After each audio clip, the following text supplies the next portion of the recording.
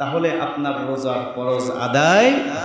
একজন আমাকে প্রশ্ন করছে যে হুজুর, রমজান অবস্থায় রোজা অবস্থায় কি সহবাস করা যাবে? এই যে এই প্রশ্নের জবাব এখন পাই গেছেন, এটা হারাম। এই অবস্থায় হালাল বিবি থাকলেও আপনি বিবির কাছে যাওয়ার কোনো সুযোগ নাই। হালাল খাবার আছে, তারপরও খাওয়ার কোনো সুযোগ নাই। রোজা অবস্থায় এগুলা থেকে যারা বিরত থাকবে তাদের রোজায় আল্লাহ কবুল জোরে বলেন আমিন। এবার আসেন সর্বশেষ দুই একটা মাসালা আজকে বলেই আমরা শেষের দিকে যাব ইনশাআল্লাহ। সেটি হলো, অনেকেই রমজানের রোজা সময় অনেক সময় অসুস্থ থাকে। অসুস্থ অবস্থায় অনেকে স্যালাইন দিয়ে থাকে। কি বলেন, দিয়ে না? দুর্বলতা, বিভিন্ন সমস্যা। এখন স্যালাইন ব্যবহার করলে রোজা ভাঙবে কিনা, এটা হলো এক নম্বর। খাবার স্যালাইনের মাধ্যমে রোজা ভঙ্গ হবে কিনা, এটার এক নম্বর জবাব হলো খাবার স্যালাইনের মাধ্যমে রোজা ভেঙে যাবে। কোনো রোগী হাসপাতালের বেডে শুয়ে আছে, এখন তার জীবন নাশের কারণ, তার জন্য রক্তের প্রয়োজন। কি বলেন, আমাদের অনেক যুবক ভাইয়েরা আলহামদুলিল্লাহ অনেক বিভিন্ন সংগঠন আছে, রক্ত দেয়, আছে না নাই? মহান উদ্যোগ এটা, তাদেরকে সাধুবাদ জানাবেন, তাদেরকে সহযোগিতা করবেন। আপনি যদি কোনো রুগ্ন ব্যক্তিকে রক্ত দেন, আপনার রোজা ভাঙবে না। থুতু, মুখের ভিতরে থুতু কতগুলো একসাথ হয়ে গেছে, এখন কি খাইবেন না ফালাই দিবেন? এখন তো কিছু মানুষ আছে ফালাইতে ফালাইতে উঠান আঙ্গিনা তার সামনের অংশ একবারে বিশ্রী করে ফেলে। না, স্বাভাবিকভাবে কথা বললে যেরকম থুতু আসে, এটা গিলে ফেললে রোজা ভাঙবে। তবে হ্যাঁ, বেশি থুতু চলে আসছে তখন এটা ফেলে দিবেন, সেটাই উত্তম। বুলে খেয়ে ফেলছেন, এখন খাওয়ার পরে আপনার স্মরণ হয়েছে যে ইন্নালিল্লাহ, আমি তো খাইয়ে নিচ্ছি, তাহলে রোজা কিন্তু ভাঙবে না, যেহেতু বুলে খাইছেন। সুবহানাল্লাহ বলবেন না? দেখছেন না কি সহজ করে দিয়েছে আল্লাহ আমাদের জন্য। বুলে খাইছে, বুলে। একজন আমাকে গত বছর বলছে, হুজুর আমি তো ভাতে খাইয়ে নিয়েছি, পরে যে জানছি যে আমি রোজা রাখছি। আমি কি আপনার রোজা ভাঙবে না, আপনি রোজা রাখেন? হ্যাঁ, এখন যদি আপনি জানার পরে যে আহারে আমি তো খেয়ে ফেলছি, আমার রোজা ভেঙে গেছে, এটা মনে করে যদি আবার খান, তাহলে রোজা ভাঙে যাবে। যদি বলে খাওয়ার পরে স্মরণ আসছে তখন যদি না খান, তাহলে রোজা ভঙ্গ হবে না। এটা ফারুক আয়াম টিভি, হক্কানি ওলামাদের আগামীর পথ চলা। আলহামদুলিল্লাহ। উপস্থিত সম্মানিত মুসল্লিয়ান ইকরাম, দিনদার ইমানদার মুরব্বিয়ান আযম, পর্দার আড়ালে অবস্থানরত পরম সম্মানিতা মা ও বোনেরা, আল্লাহ তাআলার দরবারে লাখো কোটি শুকরিয়া, যিনি আমাদেরকে সুস্থ রেখে হায়াতের মধ্যে বারাকা দান করেন। সপ্তাহের শ্রেষ্ঠতম দিন জুমার দিন, মাহে রমাদানের এই বরকতপূর্ণ সময়ে আল্লাহ তাআলার ঘরে আসার এবং বসার তৌফিক দিয়েছেন। এই জন্য মনিবের দরবারে কালিমাতুশ শুকর আদায় করছি, আলহামদুলিল্লাহ। ভিতরে আমাদের মোটামুটি জায়গা পরিপূর্ণ হয়ে গেছে। যারা আসবেন দোতলা, তিনতলা, চারতলায় আমরা উপরে চলে যাব ইনশাআল্লাহ। যাই হোক, আলহামদুলিল্লাহ, পবিত্র মাহে রমাদানের রহমতের একবারে শেষ প্রান্তে আমরা এসে পৌঁছে গেছি। তাহলে আল্লাহর পক্ষ থেকে রমাদান আল্লাহ আমাদেরকে দিয়েছেন তিনটা ভাগ। প্রথম 10 দিন স্পেশাল রহমত, দ্বিতীয় 10 দিন স্পেশাল মাগফিরাত, তৃতীয় 10 দিন স্পেশাল নাজাত। তো স্পেশালভাবে রহমত প্রাপ্ত কারা হবে? নেক আমলের জিন্দেগি যারা যাপন করবে, ভালো ভালো কাজ যারা করবে, ইন্না রাহমাতাল্লাহ করিবুম মিনাল মুহসিনিন, সৎ কর্মশীল যারা হবে তারাই আল্লাহর স্পেশাল রহমত পেয়ে যাবে। সুবহানাল্লাহ, আল্লাহর ওয়াদা। এজন্য আমরা যে যত বেশি নেক আমল করব, ভালো কাজ করব, রমজানের প্রত্যেকটা সময়কে দাম দিব, মূল্যায়ন করব, সে তত বেশি আল্লাহর পক্ষ থেকে রহমতের অধিকারী হবে। আল্লাহ আমাদেরকে তৌফিক দান করুন। মূলত রমজান মাস, এটা কোন মাস, এ ব্যাপারে আল্লাহ তাআলা কোরআনে বলছেন। আরেকটি কথা আমরা গত জুমায় আপনাদেরকে বলছি যে রমজানে আমরা 4টা কাজ বেশি বেশি করব। বেশি বেশি পড়ব লা ইলাহা ইল্লাল্লাহ, 2 নম্বর বেশি বেশি ইস্তিগফার, তাওবা, 3 নম্বর হলো জান্নাতের আশা করা, জান্নাতের প্রার্থনা করা। 4 নম্বর হলো জাহান্নাম থেকে পানা চাওয়া। আল্লাহ আমাদেরকে 4টি কাজ বেশি বেশি করার তৌফিক দান করুন, আমিন। আমি কোরআনে কারীমের সূরাতুল বাকারার যে আয়াতে কারিমা পড়েছি 105 নং আয়াত, আল্লাহ বলছেন, শাহরু রমাদানাল্লাযী উনজিলা ফীহিল কুরআন হুদাল লিন্নাসি ওয়া বাইয়িনাতিন মিনাল হুদা ওয়াল ফুরকান। আল্লাহ তাআলা বলেন, শাহরু রমাদান, রমজান মাস হলো সেই মাস, আল্লাযী উনজিলা ফীহিল কুরআন, যাতে নাজিল করা হয়েছে এই কোরআন। সুবহানাল্লাহ। রমজান মাস হলো সেই মাস যেই মাসে নাজিল করা হয়েছিল কোরআনে কারীম। এরপর আল্লাহ বলেন, হুদাল লিন্নাস, এটা মানুষের জন্য হেদায়েত। বলেন, মানুষের জন্য কি? ওয়া বাইয়িনাতিন মিনাল হুদা ওয়াল ফুরকান, সত্য পথ যাত্রীদের জন্য সুস্পষ্ট নির্দেশ এবং পাশাপাশি ন্যায় অন্যায়ের মাঝে পার্থক্যকারী এই কোরআন। সুবহানাল্লাহ।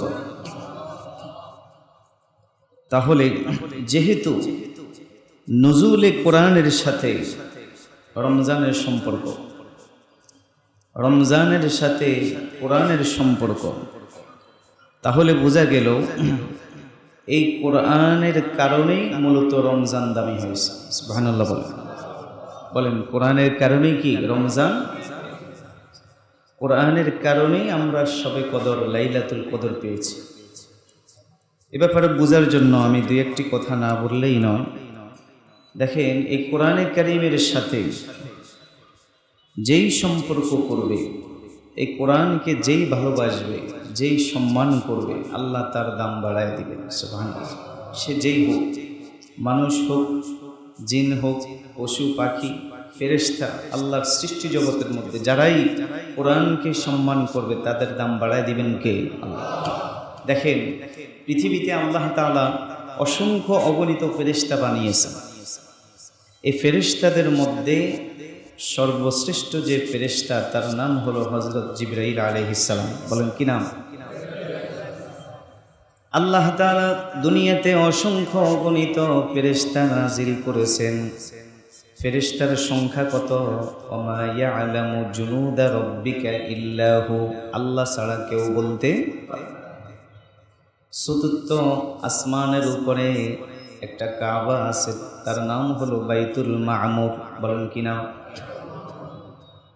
ওই বাইতুল মামুর যে উপরে আল্লাহ আসমানের উপরে রেখেছেন, প্রতিদিন 70,000 ফেরেশতা সে বাইতুল মামুরে তাওয়াফ করে।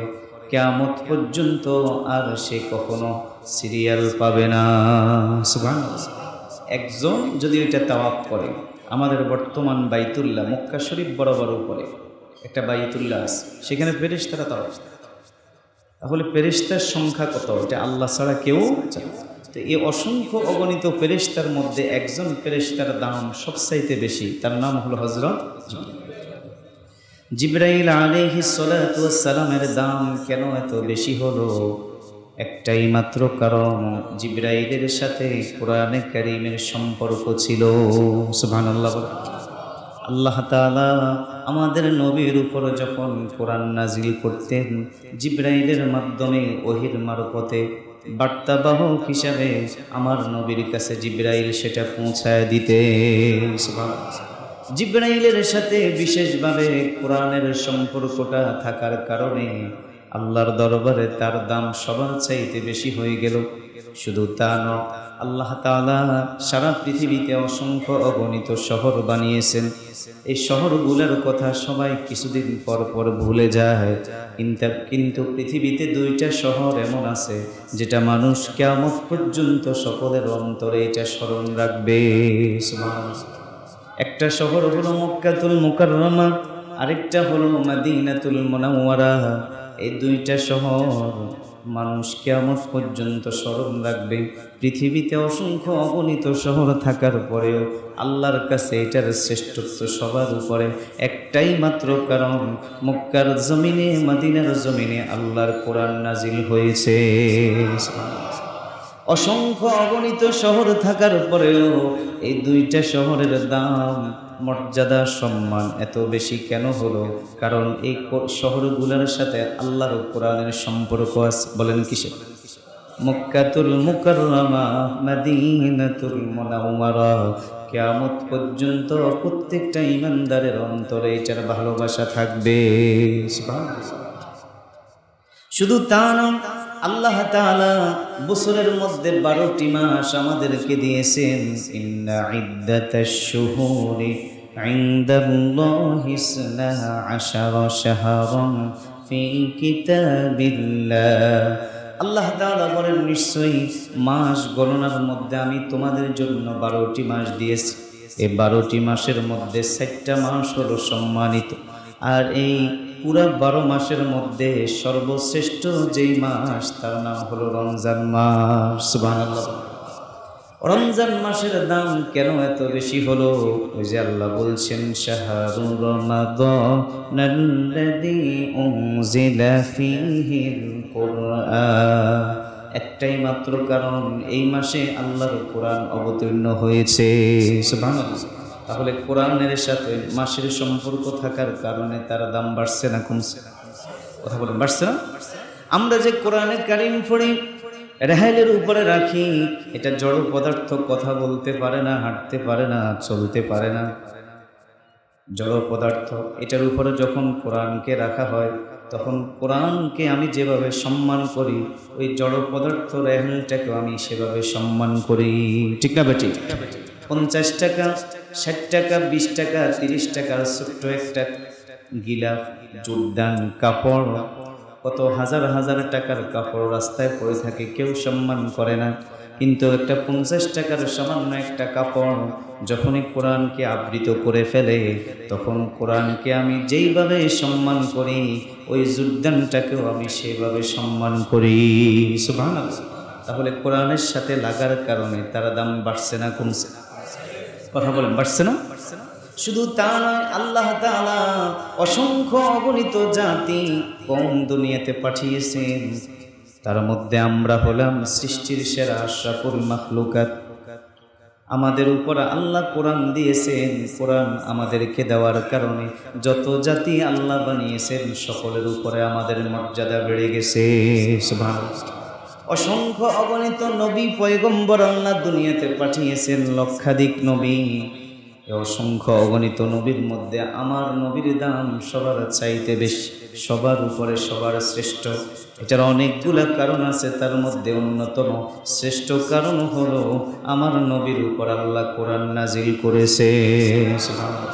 শুধু তা নয়, আল্লাহ তাআলা পৃথিবীতে অসংখ্য অগণিত রাত বানিয়েছেন, কিন্তু একটা রাত আল্লাহর কাছে সবচাইতে দামি। যে রাত ইবাদত করলে 1000 মাসের চাইতেও দামি হয়ে যায়, সে রাতের নাম হলো লাইলাতুল কদর। এই লাইলাতুল কদর দামি হওয়ার পিছনে সবচাইতে বড় যে কারণ, একটাই মাত্র কারণ, এই রাতে আল্লাহ তাআলা তার কোরআনকে নাজিল করেছেন, যার কারণে আল্লাহর কাছে এই রাতের দাম 1000 মাসের চাইতেও বেশি হয়ে গেছে। সুবহানাল্লাহ। কি বুঝলেন? তাহলে বোঝা গেল, আল্লাহর এই কোরআনের সাথে যেই লাগবে, যেই সম্পর্ক করবে, তার দাম বাড়ায় দিবেন কে? আমি আপনি যদি লাগে, আমারও দাম বাড়ায় দিবেন কে?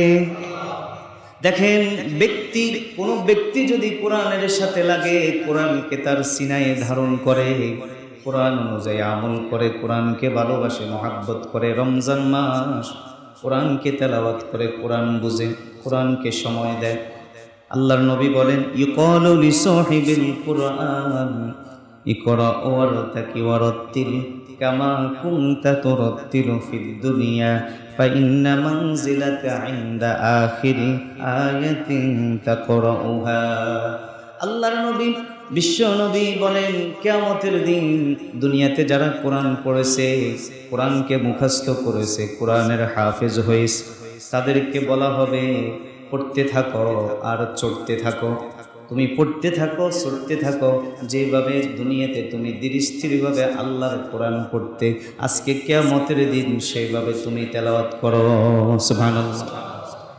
কিভাবে তেলাওয়াত করবে? রাসূল বলেন, ফাইন্না মানজিলাকা ইনদা আখিরিন তাকরাউহা। এমনভাবে তুমি তেলাওয়াত করো যেখানে তেলাওয়াত করতে করতে তোমার তেলাওয়াত শেষ হবে, সেই জায়গায় আল্লাহ তোমার জন্য জান্নাত রেখে দিয়েছে।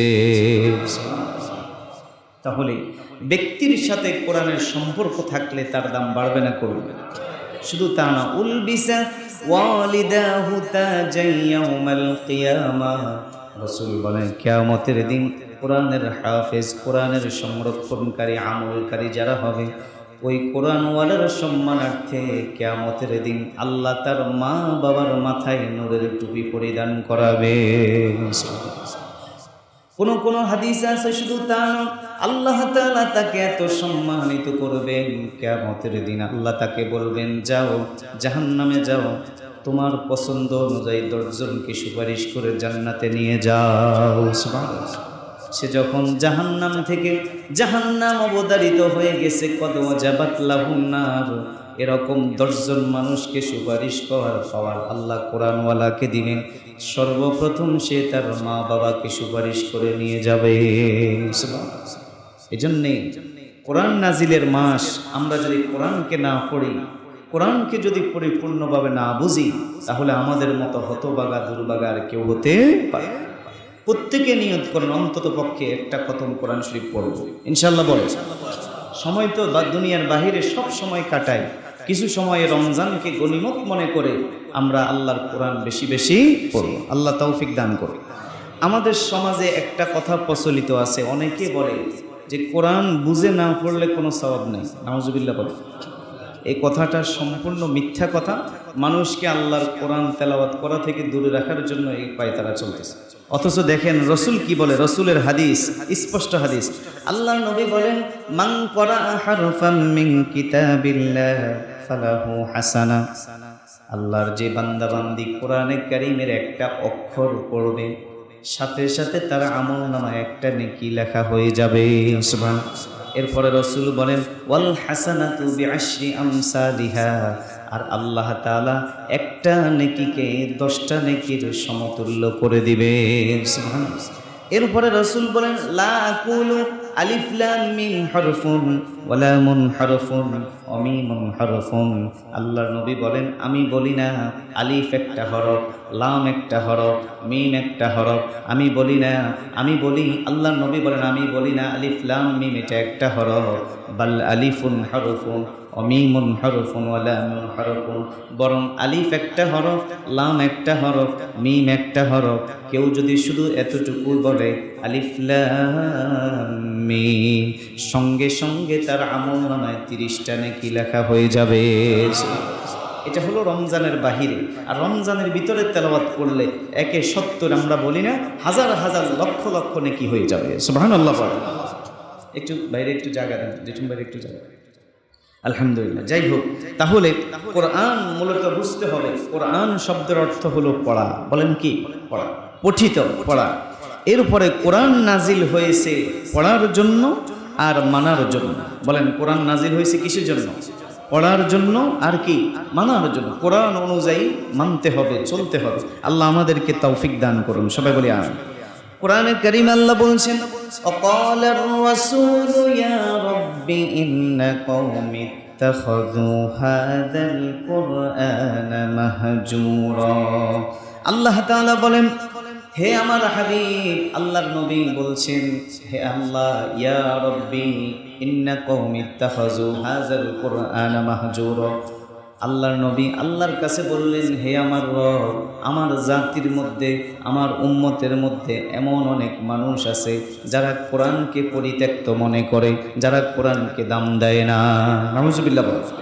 এই কথা সরাসরি কোরআনে আল্লাহ বলছেন রসুলের মাধ্যমে, যে আমার উম্মতের মধ্যে এমন অনেক লোক আছে যারা এই কোরআনকে পরিত্যক্ত মনে করে, কোরআনকে দাম দেয় না। আছে না নাই? যদি কোরআনের দাম আমাদের কাছে থাকতো, তাহলে আমরা প্রত্যেকেই কোরআনে কারীম শিখতাম। ঠিক না বেঠিক? প্রত্যেকেই কোরআন পড়তাম। আফসোসের সাথে বলতে হয়, বেশিরভাগ মানুষকে জিজ্ঞেস করলে বোঝা যায় যে কোরআনকে সহিভাবে পড়তে পারে না, আছে না নাই? এটার মতো দুঃখ আর কি হতে পারে? অথচ আমি দুনিয়ার সব কিছু পারি, দুনিয়ার ব্যবসা, চাকরি বাকরি, যা কিছু উন্নতির দরকার সব অভিজ্ঞতা আমার আছে, কিন্তু আল্লাহর কোরআন শিখার সুযোগ আমার হয় না। ঠিক না বেঠিক? এই কথা বলার কোনো সুযোগ নেই। এজন্যে প্রত্যেকে নিয়ত করেন যে কোনো বয়সের হোক, ছোট হোক, বড় হোক, কিশোর হোক, যুবক হোক, প্রত্যেকে কোরআনে কারীম শিখব। আর কোরআন শিখা প্রত্যেকের উপরে ফরজ। প্রয়োজন মতো সহিভাবে শুদ্ধভাবে কোরআন শিখা প্রত্যেকের উপরে কি? কোরআন পুরা মুখস্থ করা ফরজ না, অর্থাৎ আপনার নামাজ পড়ার জন্য যতগুলো সূরা, কোরআনে কারীম বিশুদ্ধভাবে তেলাওয়াত করার জন্য যে শিক্ষা প্রয়োজন, এটা আপনার উপরে ফরজ। বলেন এটা কি? এটাকে ছোট করে দেখার কোনো সুযোগ? এজন্য রমজান মাস আমাদের এখানেও কোরআন শিক্ষা হয় কিনা? যাদের সুযোগ থাকে চেষ্টা করবেন প্রতিদিন কিছু সময় 3:30 থেকে প্রায় আসর পর্যন্ত 3 তলায় কোরআন শিক্ষার ব্যবস্থা আছে। আমরা ব্যবসায়ী ভাইরা যারা আছি সারাদিনই তো ব্যবসা করেন, সারাদিনই তো কাজে থাকেন, কিছু সময় কোরআনকে সময় দেন। অন্তত সহিশুদ্ধভাবে আপনি যে নামাজের সূরাগুলো পড়বেন এটাকে শুদ্ধ করার দরকার আছে না নাই? নামাজের মধ্যে কেরাত পড়া ফরজ। আপনি ইমামের পিছনে পড়লেন, আপনার কেরাত পড়া লাগে না, কিন্তু কোনো কারণে যখন আপনি একাকী নামাজ পড়বেন, কেরাত যদি অশুদ্ধ হয় আপনার নামাজটাও অশুদ্ধ হয়ে যাবে। ঠিক না বেঠিক? যেন আমার নামাজকে, কোরআনকে শুদ্ধ করতে হলে প্রত্যেককে কোরআন শিখতে হবে। পাশাপাশি প্রত্যেকে নিয়ত করেন যে আমি আমার সন্তানকেও শিখাবো ইনশাল্লাহ। বলেন চাই ছেলে হোক চাই মেয়ে হোক, আমরা অন্তত পক্ষে প্রাথমিক শিক্ষাটা আমাদের সন্তানকে আল্লাহর কোরআন শিখাবো ইনশাল্লাহ। বলেন এরপর আপনি যেই দিকে নেন সেটা আপনার কাছে। আফসোসের সাথে বলতে হয় আজকে কোরআনের দাম আমাদের কাছে নাই। একজন কোরআনের শিক্ষককে যদি রাখা হয় তাকে মাসে 500-1000 টাকা দিয়ে অনেক কষ্ট হয়, কিন্তু গানের যদি কোনো শিক্ষক রাখা হয়, অন্য সাবজেক্টের কোনো শিক্ষক যদি রাখা হয়, তাও সপ্তাহ 3 দিন মাসে 5000 টাকা দিতে কষ্ট হয় না। ঠিক না বেঠিক? কোরআনের দাম এত নিচে আমাদের কাছে হয়ে গেছে, অথচ এই কোরআনটা হলো পৃথিবীর শ্রেষ্ঠ কিতাব। বলেন কি কিতাব? শ্রেষ্ঠ। আল্লাহ আমাদেরকে মূল্যায়ন করার তৌফিক দান করে। রাসূল বলেন যার অন্তরে কোরআন থাকবে না তার অন্তরটা হলো বিরান বাড়ির মতো। বলেন কিসের মতো? আল্লাহর নবী বলেন ইন্নাল্লাযী লাইসা ফি জাওফিহি শাইউম মিনাল কুরআনি কাল বাইতিল খরবি। রাসূল বলেন যেই দেহের ভিতরে, যেই অন্তরের ভিতরে কোরআন থাকবে না, এটা হলো বিরান বাড়ির মতো। যে বাড়িতে যেরকম মানুষের বসবাস না থাকলে খারাপ জিন্নাতের আসর হয়, ভূত পেতনির আড্ডা হয়, ঠিক অনুরূপভাবে যেই দেহের ভিতরে, যেই ঘরের ভিতরে, যে সমাজে কোরআন থাকবে না, সেইখানে শয়তানের আড্ডা হবে। ঠিক না বেঠিক? এই জন্য যেই ঘরে কোরআন তেলাওয়াতকারী নাই, যেই দেহে কোরআন থাকবে না, যেই অন্তরে কোরআন থাকবে না, রাসূল বলেন তার অন্তরে শয়তান বাসা বাঁধবে। নাউজুবিল্লাহ বলেন। এই জন্য যে সমস্ত ভাষার ভিতরে খারাপ জিন্নাতের আসর আছে, তারা যদি কোরআনে কারিমের তেলাওয়াত প্রতিদিন নিয়মিত করতে থাকে, সূরা বাকারার তেলাওয়াত শুরু করে দেয়, দেখবেন ওই ঘর থেকে খারাপ জিন্নাতের আসর দূর হয়ে যায়। সুবহানাল্লাহ। আপনাকে তাবিজ লাগানো লাগবে না। আপনি প্রতিদিন দৈনিক ফজরের পরে সূরা ইয়াসিনটা পড়েন, কিছু সময় কোরআন পড়েন, শোয়ার আগে একটু পড়েন, দেখবেন খারাপ জিন্নাত আপনার কাছেও আসতে পারবে না ইনশাআল্লাহ। আল্লাহ আমাদেরকে তৌফিক দান করুন। জোরে বলেন আমিন। শুধু তা না, কোরআনকে যে সিনার সাথে মিলাবে, কোরআনকে যারা ইজ্জত করবে, সম্মান করবে, কোরআনকে যারা তেলাওয়াত করবে, কোরআনের বিধি নিষেধ অনুযায়ী চলবে, কোরআন যা বলেছে তা মেনে চলবে, কোরআন যা নিষেধ করেছে তা থেকে বিরত থাকবে, রাসূল বলেন আল্লাহ তাআলা তার জন্য কিয়ামতের দিন কোরআনকে সুপারিশকারী হিসাবে দাঁড় করায়া দিবে। সুবহানাল্লাহ। তাদের জন্য আল্লাহ কোরআনকে সুপারিশকারী করবেন। সেটা কি? রাসূল বলেন আল কোরআনু শাফিউন মুশাফফাউন ওয়া মাহিলুন মুসাদ্দাকুন। এই কোরআনকে যারা দুনিয়াতে পড়েছে, ভালোবেসেছে, মহব্বত করেছে, এই কোরআন কিয়ামতের দিন আল্লাহর কাছে সুপারিশ করবে। সুবহানাল্লাহ। ওয়া মাহিলুন মুসাদ্দাকুন। এই কোরআন আল্লাহর দরবারে যারা কোরআনকে ভালোবেসেছে, পড়েছে দুনিয়াতে, তাদের জন্য আল্লাহর দরবারে তর্ককারী হিসাবে হবে। আল্লাহর দরবারে তর্ক করবে, বলবে আল্লাহ আমার এই বন্ধু দুনিয়াতে আমি কোরআনকে বলে নাই, আমি কোরআনকে ভালোবেসেছে, আজকে আমার বন্ধুর জান্নাতের ফয়সালা হওয়া পর্যন্ত আমি এখান থেকে যাব না। সুবহানাল্লাহ। এরপরে রাসূল বলেন মান জাআলাহু আমামাহু কাদাহু ইলাল জান্নাহ, যে ব্যক্তি কোরআনকে সামনে রেখে তার জীবনকে পরিচালনা করবে, তার ব্যক্তিগত, পারিবারিক, সামাজিক, রাজনৈতিক, অর্থনৈতিক, আন্তর্জাতিক, রাষ্ট্রীয় যে কোনো পর্যায়ে যারা কোরআনকে প্রাধান্য দিবে, রাসূল বলেন কাদাহু ইলাল জান্নাহ, এই কোরআন তাকে জান্নাতে পৌঁছায় দিবে। যদি কোরআনকে আমরা সামনে রেখে আমার জীবনকে পরিচালনা করি, এই কোরআন আমাকে কোথায় পৌঁছায় দিবে? জান্নাত। এরপরে রাসূল বলেন ওমান জাআলাহু খলফা ওমান জাআলাহু খলফা যহরিহি সাকাতাহু ইলান নার, আর যারা কোরআনকে ভালোবাসবে না, কোরআনকে সামনে রাখবে না, কোরআনের আইনকে পিছে রেখে নিজের মন মতো চলবে, রাসূল বলেন এটা তাকে জাহান্নামে পৌঁছায় দিবে। নাউজুবিল্লাহ।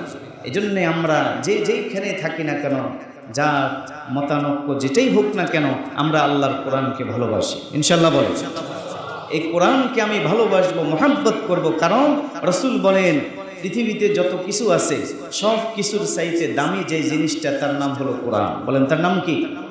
এই জন্যে আল্লামা ইকবাল বলছেন সুন্দর করে, ও জামানা মে মুআজ্জাজ থে হামিলে কুরআন হো কর और तुम जलीलो खार हुए तारके कुरआन होकर।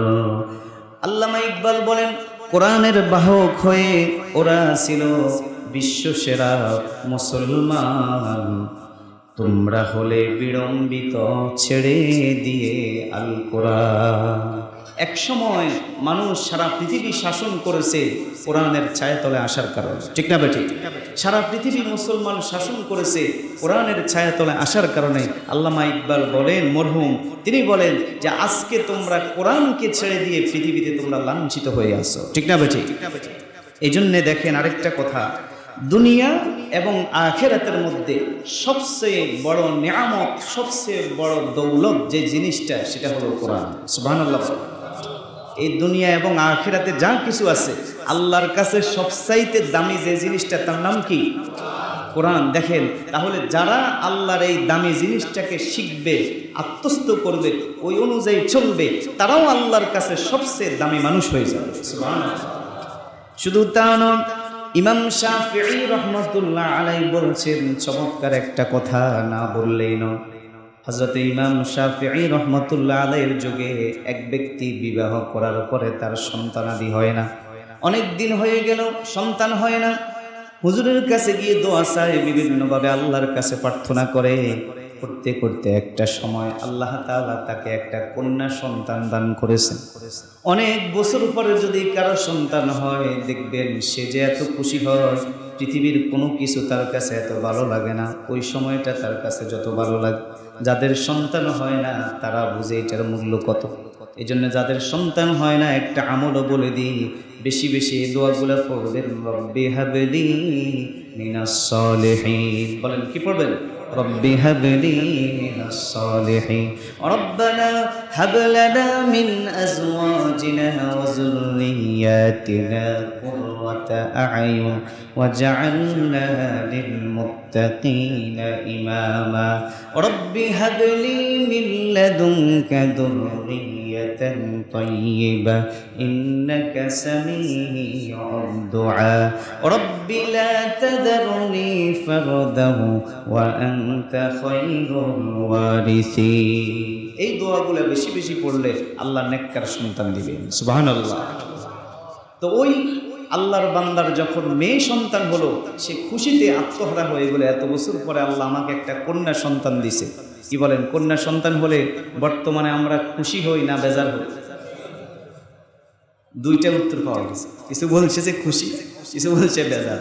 আমি কোনটা বলবো? আমি যেটা বুঝি, বেশিরভাগ আমরা এখন বেজার হই। কি বলেন আপনারা?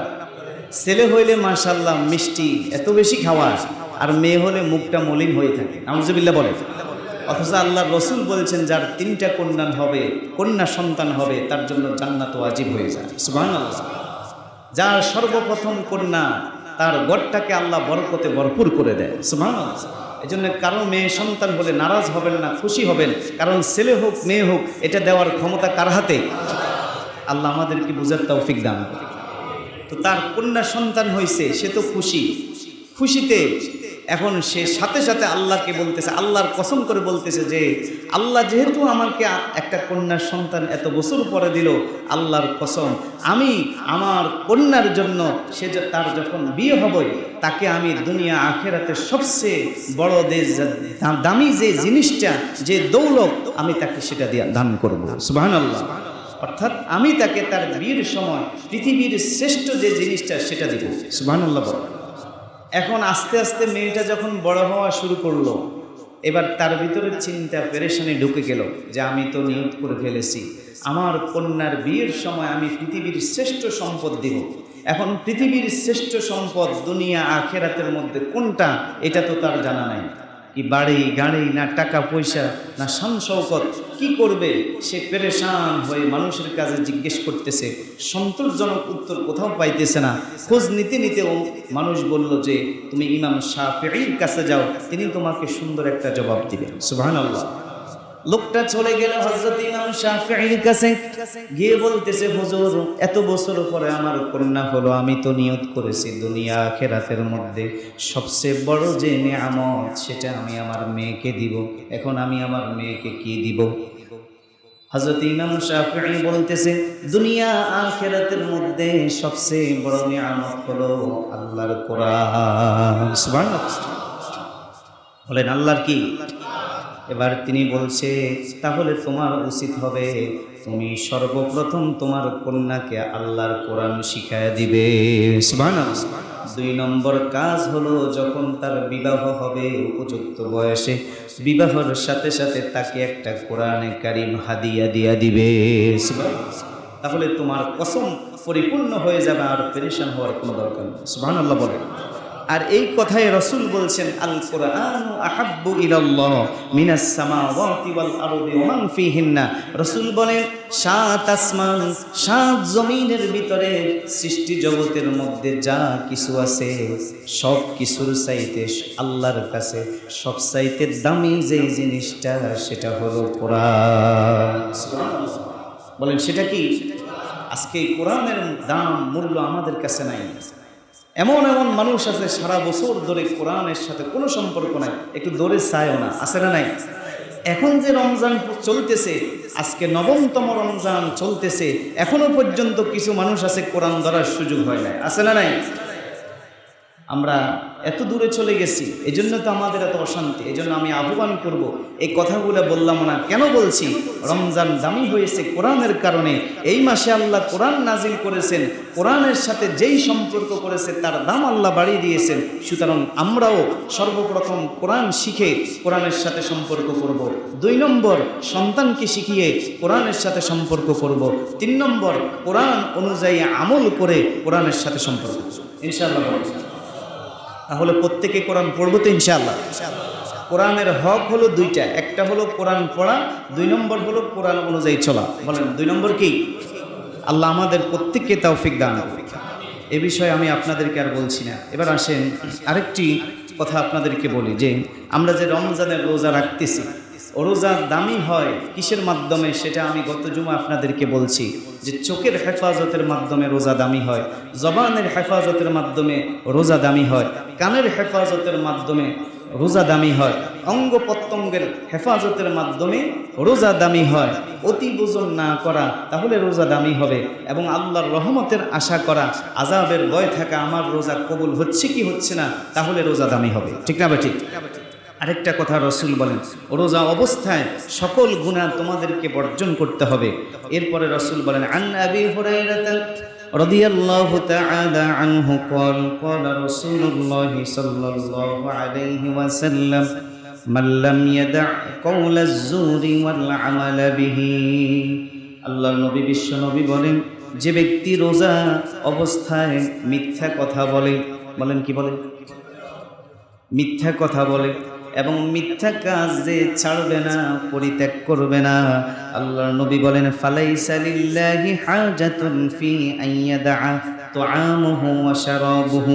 তাহলে এমন রোজাদার ব্যক্তির ক্ষুধার্ত থাকা, পিপাসার্ত থাকা আল্লাহর কোনো প্রয়োজন নাই। নাউজুবিল্লাহ।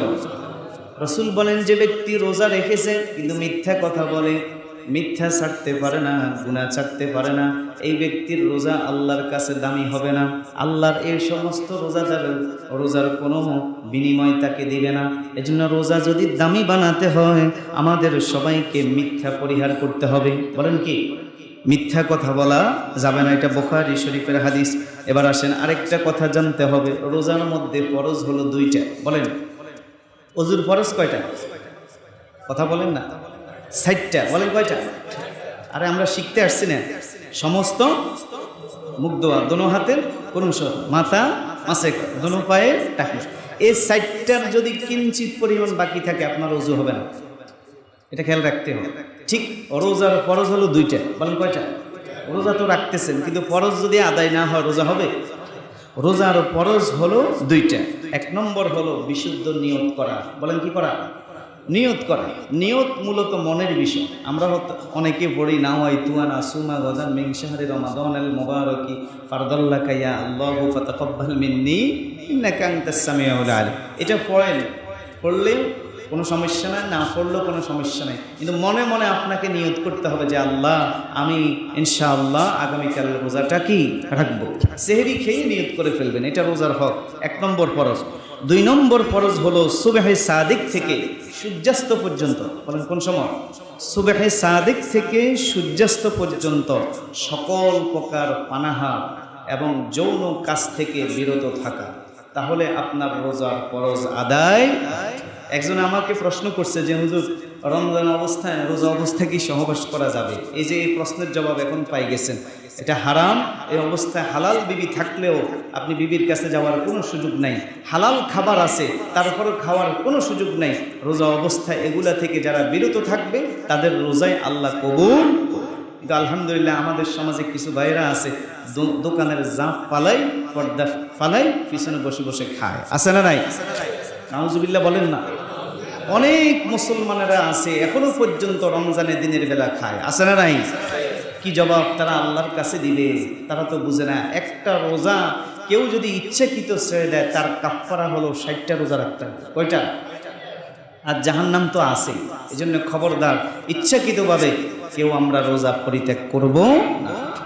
এরপরে আসেন এই যে কথাগুলো যে বলছিলাম যে এই 2টা অবশ্যই আমাদেরকে পালন করতে হবে, কিন্তু যে বিষয়টা সব সময় হারাম, মিথ্যা কথা বলা, এরপরে গীবত করা, কুদৃষ্টি দেওয়া, অশ্লীল কথা বলা, এগুলা রোজার ভিতরেও হারাম, রোজার বাহিরেও কি।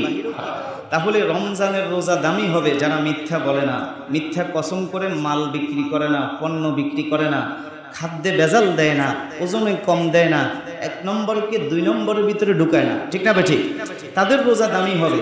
এরপরে যারা অন্যের গীবত করে না, যারা চোখের খেয়ানত করে না, যারা অশ্লীল ভাষায় কথা বলে না, যারা ঝগড়াঝাটি করে না, তাদের রোজা আল্লাহ দামি করে দেবে। সুবহানাল্লাহ। এবার আসেন, রোজা মানুষকে খোদাভীতি, তাকওয়া শিক্ষা দেয়। বলেন কি শিক্ষা দেয়? যে কথা আল্লাহ বলছেন, ইয়া আইয়ুহাল্লাযীনা আমানু কুতিবা আলাইকুমুস সিয়ামু কামা কুতিবা আলাল্লাযীনা মিন ক্বাবলিকুম লাআল্লাকুম তাত্তাকুন। আল্লাহ তাআলা বলেন, হে ঈমানদারগণ, কুতিবা আলাইকুমুস সিয়াম, তোমাদের উপরে সিয়াম রোজাকে ফরজ করা হয়েছে, কামা কুতিবা আলাল্লাযীনা মিন ক্বাবলিকুম, যেভাবে তোমাদের পূর্ববর্তী যারা ছিল তাদের উপরে ফরজ করা হয়েছে, লাআল্লাকুম তাত্তাকুন, যেন তোমরা মুত্তাকি হতে পারো। সুবহানাল্লাহ। তাহলে রোজার মাধ্যমে আল্লাহ আমাদেরকে তাকওয়াবান বানাবেন, মুত্তাকি বানাবেন। বলেন কি বানাবেন? এই পয়েন্টে আমি কিছু কথা বলে আজকের আলোচনার দিকে শেষের দিকে যাব।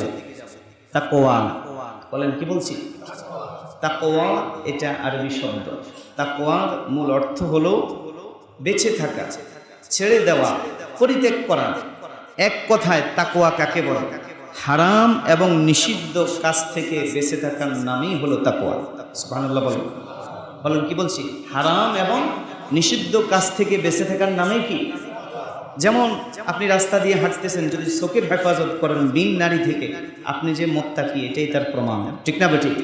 আপনি ব্যবসা করতেছেন, আপনি হারাম খাওয়ার সুযোগ আছে, হারাম মাল দেওয়ার সুযোগ আছে, হারাম মিথ্যা কসম করে পণ্য বিক্রি করার সুযোগ আছে, কিন্তু আপনি করেন নাই, আপনি এটা থেকে বিরত রয়েছেন, বুঝতে হবে আপনি মুত্তাকি। সুবহানাল্লাহ বলেন। আপনি চুরি ডাকাতি করার সুযোগ আছে, মানুষের হক নষ্ট করার সুযোগ আছে, মানুষের প্রতি জুলুম করার সুযোগ আছে, কিন্তু আপনি করেন নাই, ছেড়ে দিয়েছেন, বুঝতে হবে আপনি মুত্তাকি। সুবহানাল্লাহ বলেন। এই মুত্তাকির সংজ্ঞাই হলো এটা। গুনাহ থেকে যারা বিরত থাকে তারাই আল্লাহর দরবারে প্রকৃত মুত্তাকি হিসেবে গণ্য হবে। সুবহানাল্লাহ। তারপরেও আমি দুটি সংজ্ঞা আপনাদেরকে শোনাই। সর্বপ্রথম সংজ্ঞাটা হযরত আলী রাদিয়াল্লাহু তাআলা বলছেন যে 7 জিনিসের নাম হলো তাকওয়া। বলেন কয় জিনিস? যার ভিতরে 7টা গুণ আছে সে যে মুত্তাকি, এটাই তার প্রমাণ।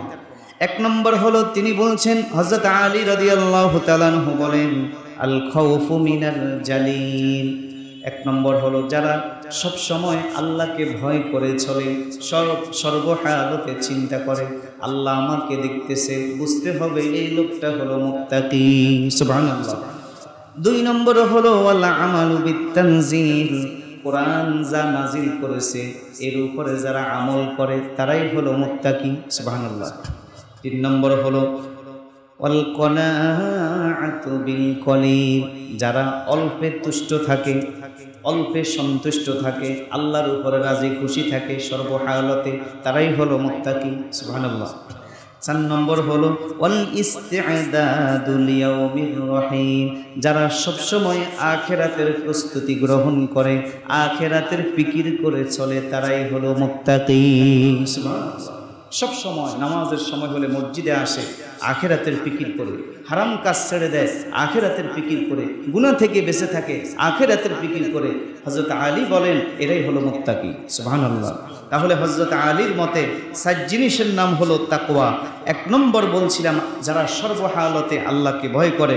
2 নম্বর কোরআন যা নাজিল করেছে তার উপর আমল করে। 3 নম্বর অল্পে তুষ্ট থাকে। 4 নম্বর আখিরাতের প্রস্তুতি গ্রহণ করে, এরাই হলো মুত্তাকি। সুবহানাল্লাহ। এবার আসেন হযরত আলী রাদিয়াল্লাহু তাআলা আনহুর পাশাপাশি আব্দুল্লাহ ইবনে মাসউদ রাদিয়াল্লাহু তাআলা আনহু তিনি বলেন যার ভিতরে 3টা বৈশিষ্ট্য থাকবে সে হলো মুত্তাকি। সে কি? হযরত আব্দুল্লাহ ইবনে মাসউদ বলেন 3টা জিনিসের নাম তাকওয়া। 1 নম্বর আল্লাহ ফালা ইউসা। হযরত ইবনে মাসউদ বলেন যারা সব সময় আল্লাহর আনুগত্য করে, কখনো আল্লাহর নাফরমানিমূলক কাজ করে না, এরাই হলো মুত্তাকি। সুবহানাল্লাহ। 2 নম্বর হলো আইয়ুশকারা ফালা ইউকফারা। যারা সব সময় আল্লাহর নিয়ামতের শুকর আদায় করে, কখনো আল্লাহর নিয়ামতের নাশুকরিয়া করে না, তারাই হলো মুত্তাকি। সুবহানাল্লাহ। 3 নম্বর হলো ওয়ায়ুযকারা ফালা ইউনসা। যারা সব সময় আল্লাহকে স্মরণ রাখে, কখনো আল্লাহকে ভুলে যায় না, তারাই হলো মুত্তাকি। বলেন গুরুত্বপূর্ণ কথা। হযরত আব্দুল্লাহ ইবনে মাসউদ বলছেন যে যারা সব সময় আল্লাহর আনুগত্য, আল্লাহর বিধান পালন করার জন্য চেষ্টা করে, কখনো আল্লাহর নাফরমানি করে না, এরাই হলো মুত্তাকি। সুবহানাল্লাহ। 2 নম্বর যারা নিয়ামতের শুকর আদায় করে, আল্লাহ যা দিয়েছে আলহামদুলিল্লাহ, কম হলেও আলহামদুলিল্লাহ, বেশি হলেও কি, সুস্থ থাকলেও, অসুস্থ থাকলেও, বিপদে থাকলেও, কি বলেন, সুখে থাকলেও। কিন্তু আমরা অনেক সময় হয়রান হয়ে যাই, পেরেশান হয়ে যাই। কেউ যদি জিজ্ঞেস করে ভাই কি অবস্থা, কেমন আছে, আরে কোয়েন না, কোনো রকম আর কি, না মরি বাঁচিয়েছে, যত বিপদ মুসিবত সব আমার উপরে যায়। কয়নি? মহিলাদের মধ্যে স্বভাবগুলো বেশি না, এগুলো বললে আল্লাহ নারাজ হয়ে যাবে। আমি সুস্থ থাকি, অসুস্থ থাকি, সুখে থাকি, দুঃখে থাকি, সর্বহালতে বলবো আলহামদুলিল্লাহ। বলেন কি বলবো? এই শুকর আদায়ের বরকতে আল্লাহ আপনার অসুস্থ সময়কে, বিপদের সময়কে আল্লাহ সুখের সময় পরিণত করে দিন। সুবহানাল্লাহ। তাহলে সব সময় শুকর আদায় করতে হবে। এবং আরেকটি হলো সব সময় আল্লাহকে স্মরণ রাখা। ওয়া হুয়া মাআকুম আইনামা কুনতুম ওয়াল্লাহু বিমা তা'মালুনা বাসীর। আল্লাহ তাআলা বলে বান্দা তুমি যেখানেই থাকো না কেন, যেখানেই যাও না কেন, আমি আল্লাহ তোমার সাথে আছি। আপনি যেখানে যাবেন সেখানে আছে কে? রাতের আধারে গোপনে কি করেন, গুনাহ করেন না ভালো কাজ করেন, এটাও আল্লাহ দেখ। দিনের আলোতে কি করেন সেটাও আল্লাহ দেখ। অন্তরে কি কল্পনা জল্পনা করেন সেটাও আল্লাহ জানে। ঠিক না বেঠিক? এই জন্য যেখানেই যাই সেখানে আসেন কে? এই ভয় যার ভিতরে আছে সে কখনো গুনাহ করতে পারে না, কারণ কেউ দেখে না, দেখে কে? আল্লাহ আমাকে দেখতেছে, এই চিন্তা যার ভিতরে থাকবে সে গুনাহ করতে পারবে না, সেই মুত্তাকি, সেই আল্লাহর ওলি হয়ে যায়। সুবহানাল্লাহ। সর্বশেষ পয়েন্ট, তাকওয়াবান হয়ে গেলে, মুত্তাকি হয়ে গেলে, আল্লাহকে ভয় করে চললে আমাদের কি লাভ হবে দেখেন আল্লাহ বলছে। কিছু লাভের কথা বলি, শেষ করব। 1 নম্বর লাভ, যারা আল্লাহকে ভয় করে দুনিয়াতে চলবে আল্লাহ তাআলা তাদেরকে সব সময় ভালোবাসেন। সুবহানাল্লাহ। ইন্নাল্লাহা ইউহিব্বুল মুত্তাকিন, আল্লাহ বলে যারা মুত্তাকি তাদেরকে আমি আল্লাহ ভালোবাসি। সুবহানাল্লাহ। 2 নম্বর আরেকটা লাভ হলো আল্লাহর রহমত তাদের জন্য আল্লাহ স্পেশাল ভাবে লিখে দেন। ওয়ারহমাতি ওয়াসিআত কুল্লা শাইইন ফাসাআকতুবুহা লিল্লাযিনা ইয়াত্তাকুন। আল্লাহ তাআলা বলে আমার রহমত সব জিনিসকে বেষ্টন করে আছে, আর যারা মুত্তাকি হবে, আমি আল্লাহকে ভয় করবে, আমার রহমত স্পেশাল ভাবে আমি তাদের জন্য লিখে দিব। আল্লাহর রহমত তারাই পাবে যারা আল্লাহকে ভয় করবে। 3 নম্বর আরেকটা লাভ হলো যারা আল্লাহকে ভয় করে মুত্তাকি হয়ে দুনিয়াতে চলবে, আল্লাহ বলে আমি আল্লাহ তাদের সাথী হয়ে যাব। ইন্নাল্লাহা মা'আল্লাযীনা তাকাউ ওয়াল্লাযীনা হুম মুহসিনুন। নিশ্চয়ই যারা আল্লাহকে ভয় করেন এবং নেক আমল করে, ভালো কাজ করে, আল্লাহ বলে আমি আল্লাহ তাদের সাথী হয়ে যাব। সুবহানাল্লাহ। যারা আল্লাহকে ভয় করে আরেকটা লাভ হলো তাদের পূর্বের জীবনের সমস্ত গুনাহ আল্লাহ মাফ করে দেন। ইন্নাল্লাযীনা ইয়াখশাউনা রাব্বাহুম বিল গায়বি লাহুম মাগফিরাতুন ওয়া আজরুন কাবীর। আল্লাহ বলেন যারা আমি আল্লাহকে না দেখে বিশ্বাস করে আমি আল্লাহকে ভয় করে চলবে, তাদের জন্য রয়েছে আমার রবের পক্ষ থেকে মহা পুরস্কার, আর আমি আল্লাহ তাদের জীবনের গুনাহগুলো মাফ করে দিব। সুবহানাল্লাহ। এরপরে আরেকটি লাভ হলো যারা আল্লাহকে ভয় করে মুত্তাকি হয়ে দুনিয়াতে চলবে, আল্লাহ তাআলা দুনিয়ার যত বরকতের দুয়ার আছে সবগুলা তার জন্য আল্লাহ খুলে দিবে। ওয়ালাউ আন্না আহলাল কুরআ আমানু ওয়াত্তাকাউ লাফাতাহনা আলাইহিম বারাকাতিম মিনাস সামাই ওয়াল আরদ। আল্লাহ তাআলা বলেন গ্রামবাসীরা, মানুষরা যদি আমি আল্লাহর প্রতি ঈমান আনতো এবং আমি আল্লাহকে ভয় করে দুনিয়াতে চলতো, তাহলে আসমান জমিনের যত বরকত আছে সমস্ত বরকতের দরজা আমি তাদের জন্য খুলে দিতাম। কার কথা শুনাইতেছে? আল্লাহর কথা। আরেকটি কথা, আল্লাহকে যারা ভয় করে আল্লাহ তাআলা তাদের সমস্ত বিষয়গুলোকে সহজ করে দেন, বিপদ থেকে আল্লাহ তাদেরকে হেফাজত করেন। ওমাইয়াত্তাকিল্লাহা ইয়াজআল লাহু মিন আমরিহি ইউসরা। আল্লাহ বলেন যে আমাকে ভয় করে চলে তার সকল কাজ আমি আল্লাহ সহজ করে দিই। সুবহানাল্লাহ। আরেকটা উপকার, ওমাইয়াত্তাকিল্লাহা ইয়াজআল লাহু মাখরাজা। যে ব্যক্তি আল্লাহকে ভয় করে দুনিয়াতে চলবে, আল্লাহ বলে দুনিয়ার বিপদ আপদ বালা মুসিবত থেকে আমি আল্লাহ তাকে বের করে দিব। সুবহানাল্লাহ। ওমাইয়াত্তাকিল্লাহা ইউকাফির আনহু সাইয়্যাতিহি ওয়া ইউযিম লাহু আজরা। যারা আমি আল্লাহকে ভয় করে চলবে, আমি আল্লাহ তাদের পূর্বের জিন্দেগির গুনাহগুলো মাফ করে দিব। সুবহানাল্লাহ। এরপরে সর্বশেষ আরেকটি কথা আল্লাহ বলছেন, ওয়ায়ারযুকুহু মিন হাইসু লা ইয়াহতাসিব। এমন জায়গা থেকে আমি আল্লাহ তার জন্য রিজিকের ব্যবস্থা করে দিব যে রিজিকের কথা তার কখনো জীবনে ধারণাও ছিল না। সুবহানাল্লাহ। রিজিকের জিম্মাদার আল্লাহ হয়ে যাবে যদি আল্লাহকে ভয় করে চলতে পারে। বলেন কাকে? ইন্না আকরামাকুম ইনদাল্লাহি আতকাকুম। আল্লাহ বলে তোমাদের মধ্যে দুনিয়াতে সবচেয়ে সম্মানিত, সবচেয়ে দামি ব্যক্তি আমার কাছে হলো ওই ব্যক্তি যে দুনিয়াতে সবচেয়ে বেশি আমি আল্লাহকে ভয় করে। সুবহানাল্লাহ। এইভাবে যদি আমি আয়াত বলতে থাকি সময় চলে যাবে, আয়াত শেষ হবে না। অসংখ্য অগণিত আল্লাহ আমাদেরকে এইভাবে উপকার কথা, আশার বাণী আমাদেরকে শুনিয়ে দিয়েছেন যে তোমরা শুধু আমাকে ভয় করে চলো, বাকি দুনিয়া আখিরাতে সমস্ত কিছু জিম্মাদার আমি তোমাদের হয়ে যাব। সুবহানাল্লাহ। শুধু তা নয়, আরেকটা কথা, ইন্নাল্লাযীনা তাকাউ ইযা মাসসাহুম তাইফাতুম মিনাশ শাইতানি তাযাক্কারু ফাইযা হুম মুবসিরুন। আল্লাহ তাআলা বলেন, যারা আমি আল্লাহকে ভয় করে চলবে, শয়তান যখন তাদেরকে কুমন্ত্রণা দিবে, ওয়াসওয়াসা দিবে, তাযাক্কারু, সাথে সাথে আমি আল্লাহ তাকে আমার কথা স্মরণ করায় দিব, তখন সে আর শয়তানের প্রলোভনে গুনাহ করতে পারবে না। সুবহানাল্লাহ। মানে আল্লাহকে ভয় করলে আল্লাহ তাকে সমস্ত গুনাহ থেকে বিরত রাখার তৌফিক দিয়ে দিবে। সুবহানাল্লাহ। সর্বশেষ যারা আল্লাহকে ভয় করবে তাদের কি লাভ? তিলকাল জান্নাতুল্লাতী নুরিসু মিন ইবাদিনা মান কানা তাকিয়া। যারা আল্লাহকে দুনিয়াতে ভয় করবে, আল্লাহ বলে আমার বান্দা বান্দীদের মধ্যে যারা আমাকে ভয় করবে, আমি আল্লাহ তাদের জন্য জান্নাতের ওয়ারিস তাদেরকে বানায় দিব। সুবহানাল্লাহ। তারাই জান্নাতের মেহমান, জান্নাতের ওয়ারিস হবে কারা? আল্লাহকে ভয় করবে যারা। বলেন আল্লাহকে। তাহলে আমি কোরআন থেকে অসংখ্য দলিল আপনাদেরকে শুনিয়ে দিয়েছি। হাদিস বললে আমার হাতে সময় নেই আজকে পর্যন্ত। শুধু এই কথাগুলো কেন বলছি? আল্লাহ যে বলছে যদি তোমরা রোজা রাখতে পারো, রোজার হক যদি আদায় করো, লাআল্লাকুম তাত্তাকুন, তাহলে আমি তোমাদেরকে মুত্তাকি বানায় দেব। সুবহানাল্লাহ। আর মুত্তাকি কারা? মুত্তাকির কিছু পরিচয় আমি আপনাদেরকে শুনাইয়া দিয়েছি। যারা সব সময় আল্লাহকে স্মরণ রাখে, যারা আল্লাহর হুকুমের বাস্তবায়ন করে, কখনো নাফরমানি করে না, আল্লাহ আমাকে দেখতেছে, আল্লাহ আমার দিকে চেয়ে আছে, যারা গুনাহ থেকে বিরত থাকে, তারাই আল্লাহর কাছে পরিপূর্ণ মুত্তাকি হিসাবে গণ্য হয়ে জান্নাতের ওয়ারিস হয়ে যায়। সুবহানাল্লাহ। আল্লাহ আমাদেরকে সেই কাতারে শামিল করুন। জোরে বলেন আমিন। এবার আসেন সর্বশেষ দুই একটা মাসালা আজকে বলেই আমরা শেষের দিকে যাব ইনশাআল্লাহ।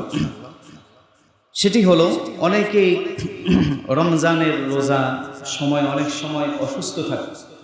অসুস্থ অবস্থায় অনেকে স্যালাইন দিয়ে থাকে। কি বলেন? দিয়ে না? দুর্বলতা, বিভিন্ন সমস্যা। এখন স্যালাইন ব্যবহার করলে রোজা ভাঙবে কিনা, এটা হলো এক নম্বর। খাবার স্যালাইনের মাধ্যমে রোজা ভঙ্গ হবে কিনা, এটার এক নম্বর জবাব হলো খাবার স্যালাইনের মাধ্যমে রোজা ভেঙে যাবে। বলেন কি যাবে? রোজা ভেঙে যাবে, রোজা হবে না। তবে হ্যাঁ, ইনজেকশনের মাধ্যমে যদি দেওয়া হয়, ইনজেকশন যদি দেওয়া হয় কোনো অসুস্থ ব্যক্তিকে, তাহলে রোজা ভাঙবে। কেন ভাঙবে না এটারও জবাব। কারণ হলো, মানুষের দুইটা জিনিসের ভিতরে যখন পানি বা খাবার কিছু ঢুকে যায় তখন রোজা ভেঙে যায়। একটা হলো পেটের ভিতরে, আরেকটা হলো দেমাগের ভিতরে। বলেন আরেকটা কি? ফ্যাট এবং দেমাগ।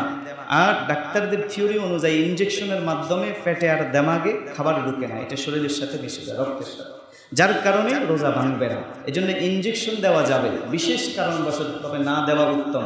তবে এই ইনজেকশন দেওয়াটাও মাকরুহ, দেওয়াটাও কি না দেওয়া উত্তম। যদি কোনো কারণে অসুস্থতার কারণে দিতে হয়, দিতে পারবেন, তাহলে অসুবিধা নেই। অনেকের রক্ত নেওয়া লাগে পরীক্ষা নিরীক্ষার জন্য, রোজা অবস্থায় রক্ত নেওয়া জায়েজ আছে, তবে এটা মাকরুহ। না নিতে পারলে ভালো, নিতে পারলে যদি কোনো কারণবশত নেওয়া লাগে নিতে পারবেন, কোনো অসুবিধা নাই। এরপরে আসেন আরেকটা কথা, যেসব কারণে রোজা ভঙ্গ হয় না তবে এটা অপছন্দনীয়, যে বলছি এখন মাকরুহ, সেটা কি? তার মধ্যে অন্যতম হলো বিনা প্রয়োজনে কোনো জিনিস চিবানো। মুখের মধ্যে কিছু লই চিবাইতেছেন, কোনো প্রয়োজন নেই, এটা রোজা ভাঙবে না, তবে এটা অপছন্দনীয়, এটা করা ঠিক না। আরেকটি হলো তরকারির লবণ ছাওয়া, তরকারির ঝোল বা লবণ। অনেকের স্বামী আছে বদমেজাজ, কি কম, যদি মরিচ বেশি হয়, লবণ বেশি হয়, পিড়া দেয়।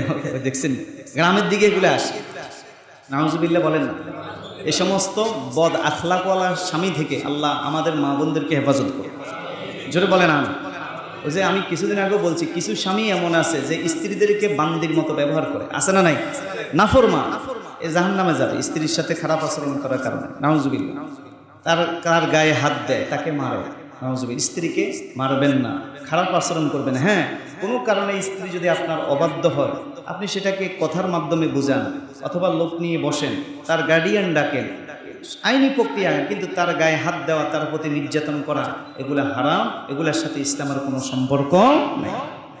যাই হোক, তো সামান্য একটু লবণ চেক করতে পারবে, জিহ্বার আগার মধ্যে নিয়ে আবার ফেলে দিতে হবে, তবে এটা না করা ভালো, মাকরুহ, এটা সুযোগ আছে। এরপরে টুথপেস্ট ব্যবহার করা, আমরা অনেক সময় ব্রাশ করি, কি বলেন, এটা প্রয়োজন কিনা?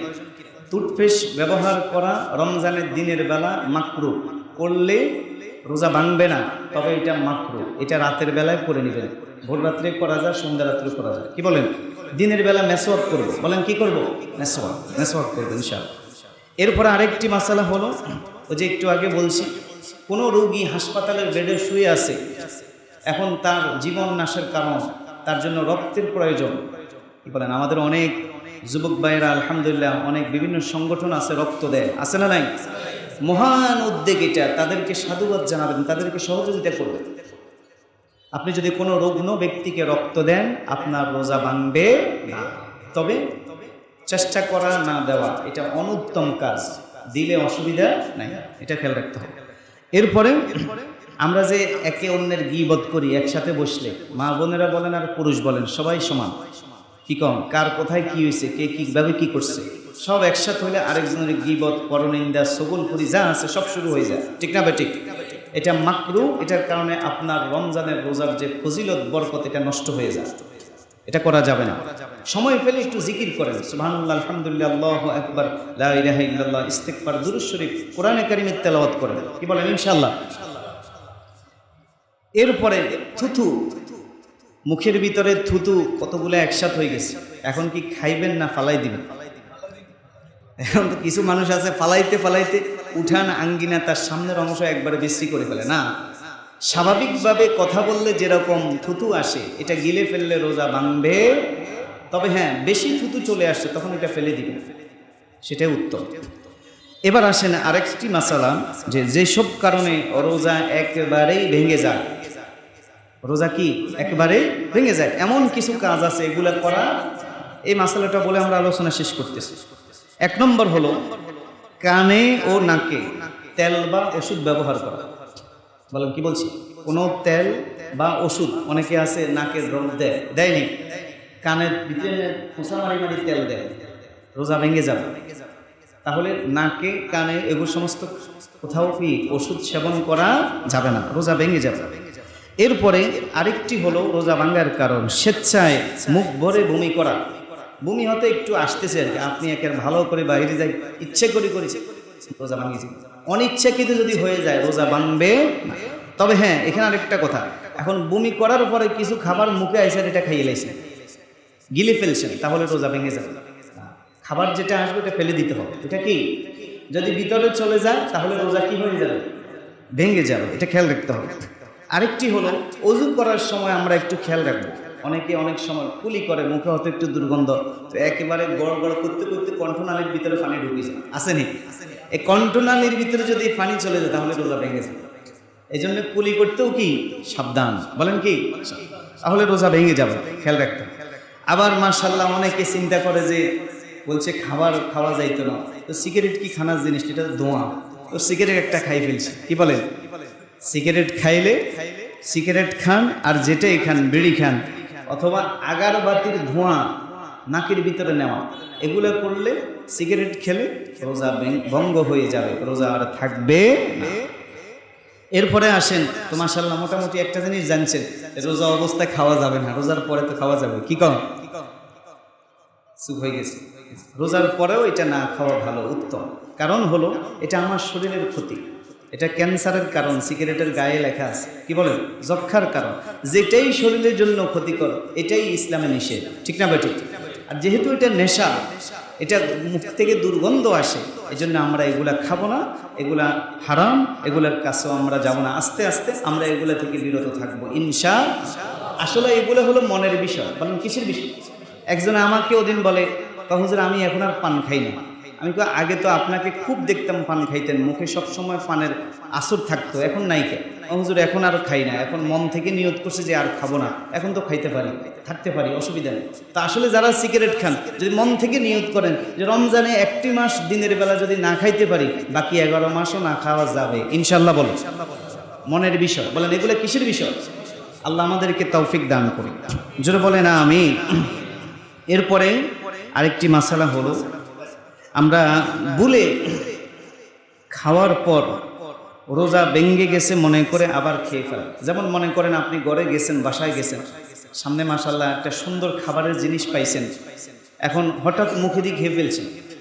আপনি যে রোজা রাখছেন এটা জানেন না, এটা ভুলে গেছেন, ভুলে খেয়ে ফেলছেন। এখন খাওয়ার পরে আপনার স্মরণ হয়েছে যে ইন্না লিল্লাহ, আমি তো খাইয়ে নিচ্ছি, তাহলে রোজা কিন্তু ভাঙবে না, যেহেতু ভুলে খাইছেন। সুবহানাল্লাহ বলবেন না? দেখছেন না কি সহজ করে দিয়েছে আল্লাহ আমাদের জন্য। ভুলে খাইছে, ভুলে। একজন আমাকে গত বছর বলছে, হুজুর আমি তো বাতে খাইয়ে নিয়েছি, পরে যে জানছি যে আমি রোজা রাখছি। আমি কি আপনার রোজা ভাঙবে না, আপনি রোজা রাখেন। হ্যাঁ, এখন যদি আপনি জানার পরে যে আহারে আমি তো খেয়ে ফেলছি, আমার রোজা ভেঙে গেছে, এটা মনে করে যদি আবার খান তাহলে রোজা ভাঙে যাবে। যদি বলে খাওয়ার পরে স্মরণ আসছে তখন যদি না খান তাহলে রোজা ভঙ্গ হবে না, এটা খেয়াল রাখতে হবে। এরপরে আরেকটা হলো রাত আছে মনে করে যে রোজা ভেঙে, রাত আছে মনে করে আমরা অনেক সময় খেয়ে ফেলি সেহরির সময়, যে সময়টা যেমন মাইকে বলে যে সেহরি খাওয়ার সময় শেষ, যে এখনো আমরা কি এখনো আজান দেয় না, অসুবিধা কি, খাওয়া শুরু করব। এটা ঠিক না, এটা কি ঠিক, রোজা ভেঙে যাবে। কারণ তিনারা যখন বলে যে সেহরি খাওয়ার সময় শেষ, যখন সময় শেষ হয় তখনই তারা বলে, এর আগে কি। তা আপনি যদি সময় শেষ হওয়ার পরে খান আপনার রোজা তো অটোমেটিক কি ভেঙে যাবে। এই জন্য রাত আছে মনে করে খাওয়া যাবে না, এই একটা। আরেকটা হলো সূর্য ডুবার আগেও ইফতার করা যাবে না, তাহলে রোজা ভেঙে যাবে। বলেন সূর্য ডুবার আগে কি। এই জন্য আমরা সময়ের প্রতি খুব খেয়াল রাখবো, তাহলে রোজা ভেঙে যাবে। আরেকটি বিষয় হলো দাঁত দিয়ে অনেক সময় থুতুর সঙ্গে যদি কারো রক্ত বের হয়, বলেন কি বের হয়, অনেক সময় দাঁতের সমস্যার কারণে রক্ত বের হতে পারে। এখন ওই রক্তের পরিমাণটা যদি থুতুর চাইতে বেশি হয়, বলেন কি বলছি, মাসালা বুঝতে হবে। রক্তের পরিমাণটা যদি থুতুর চাইতে বেশি হয়, এটা যদি ভিতরে যায় তাহলে আপনার রোজা ভেঙে যাবে। জন্য রক্ত বের হলে আমরা এটাকে ফেলে দিব, এটাকে কি ফেলে দেবো ইনশাআল্লাহ শেষ পর্যায়ে। এরপরে আরেকটি হলো দাঁতের ফাঁকে ফাঁকে কি কন, যারা পান খায় শুধু এটা কি করে, খিলাইল করে, কি করে মানে ছোলা খাইছে, বুট খাইছে, এখান দিয়ে একটা আটকেছে, এখান দিয়ে, আর পান খাইলে তো কথাই নেই, বিভিন্ন জায়গায় ফাঁক হয়েছে। এখন আপনি ভোর রাত্রে খাওয়া খাইছেন, কিন্তু এখন দিনের 10টা বাজে আপনার খানা এখনও লাগিয়ে দিচ্ছে, হয়নি এরকম। এখন যদি আপনি চিন্তা করলেন অসুবিধা কি, এটা তো আমরা ভোর রাত্রের খাবার, এখন সবাই খাইয়ে লাই, সমস্যা কি, রোজা ভাঙিয়েছে, রোজা কি। এই জন্যে দাঁতে আটকে রয়েছে এই সমস্ত খাবার বের করে এটা আপনাকে ফেলে দিতে হবে, এটাকে ভিতরে যে নিয়ে যাবেন তাহলে রোজা হবে, এটা খেয়াল রাখতে হবে। এরপরে আরেকটা মাসালা, এটা আমার অনেক যুবক ভাইয়েরা জানতে চেয়েছে, এই জন্য আজকে আমি ওপেন বলে দিচ্ছি। অনেকে নাউজুবিল্লাহ হস্তমৈথুন করে যৌবনের তাড়নায়। হস্তমৈথুন করা এটা রমজানে বা রমজানের বাহিরে সব সময়ের জন্য হারাম। সব সময়ের জন্য কি, কোনো কারণে যদি আপনার বীর্যপাত হয়ে যায় তাহলে রোজা ভেঙে যাবে। বলেন কি হয়ে যাবে। তবে হ্যাঁ, স্বপ্ন দোষ হলে রোজা ভাঙবে না। ওই যে রোজার মতো ভুলে খাইছেন এই জন্য রোজা ভাঙে না, কিন্তু জানি হুনি খাইলে কি ঠিক। স্বপ্ন দোষ হয়েছে, ঘুমাইছেন, স্বপ্ন দোষ হয়ে গেছে, যুবক ভাইরা যারা আছেন জরুরি মাসাল, স্বপ্ন দোষ হয়ে গেছে, রোজা ভাঙবে না। আপনি নিয়ম অনুযায়ী ফরজ গোসল করে ফেলবেন, কিন্তু ইচ্ছাকৃতভাবে যদি আপনি বীর্যপাত করান যে কোনো প্রক্রিয়া, তাহলে আপনার রোজা ভেঙে যাবে, রোজা হবে। আশা করি মাসালাগুলো বুঝতে পেরেছে। আল্লাহ আমাদের সবাইকে আমল করার তৌফিক দান। তাহলে আজকের পয়েন্ট আমরা যে আলোচনা করছি, সর্বপ্রথম আমরা কোরআন পড়ব, কোরআন অনুযায়ী আমল করব, কোরআন বেশি বেশি তেলাওয়াত করব, সন্তানকে শিখাবো। 2 নম্বর আমরা আল্লাহকে ভয় করব, রমজান তাহলে দামি হবে। 3 নম্বর এই মাসালাগুলোর প্রতি খেয়াল রাখবো। আল্লাহ তাআলা আমাদেরকে আমল করার তৌফিক দান করুন, আমিন।